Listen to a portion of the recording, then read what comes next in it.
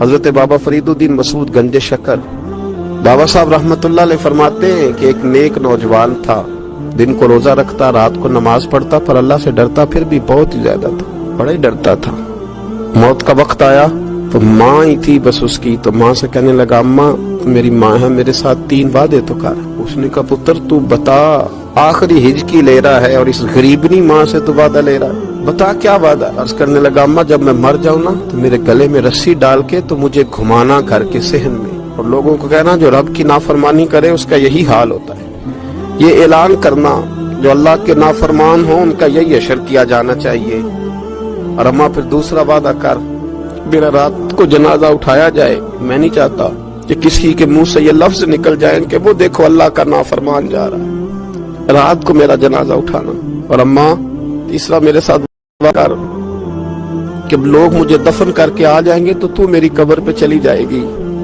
عمل میرے پاس کوئی نہیں، پر مجھے لگتا ہے ماں کے قدموں کی برکت سے عرش کا مالک بھی رحم فرمائے گا، اماں تو وعدہ کر۔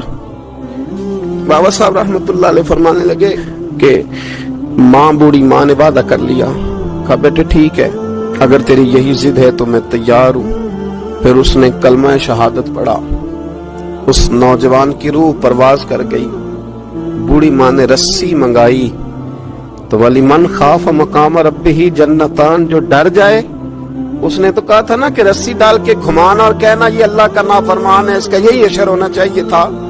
لیکن جب ماں گلے میں رسی ڈالنے لگی تو گھر کے ہر کونے سے آواز آنے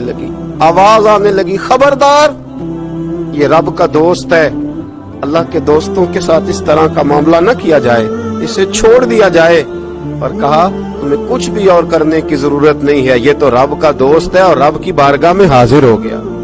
کوئی بندہ کہے گا کہ یہ تو ایک بابا فرید کا سنایا ہوا واقعہ ہے، سنیے بخاری میں حدیث ہے، نبی پاک صلی اللہ علیہ وسلم نے فرمایا، حضرت ابو ہریرہ رضی اللہ تعالیٰ عنہ راوی ہیں، حضور فرماتے ایک شخص مرنے لگا تو اپنے بچوں سے کہنے لگا کہ میں جب مر جاؤں تو مجھے جلا دینا، اور پھر میرے جلے ہوئے وجود کو پیس دینا، پھر مجھے ہوا میں اڑا دینا، پتر مجھے اڑا دینا، مجھے بڑا ڈر لگتا ہے، اگر رب نے مجھ سے حساب پوچھا تو میں قابل نہیں ہوں، اڑا دینا مجھے ہواؤں میں،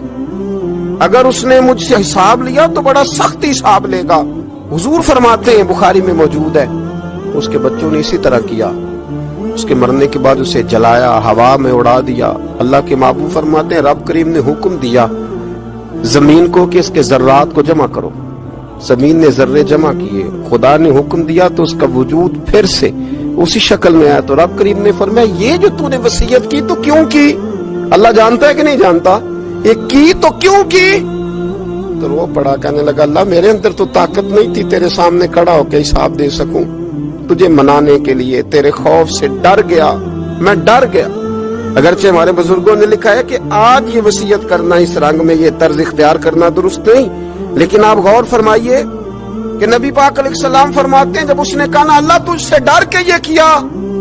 تو رب کریم نے فرمایا جا پھر میں نے تیری مغفرت کر دی، کیونکہ اللہ کو پتا تھا یہ دل سے بات کر رہا۔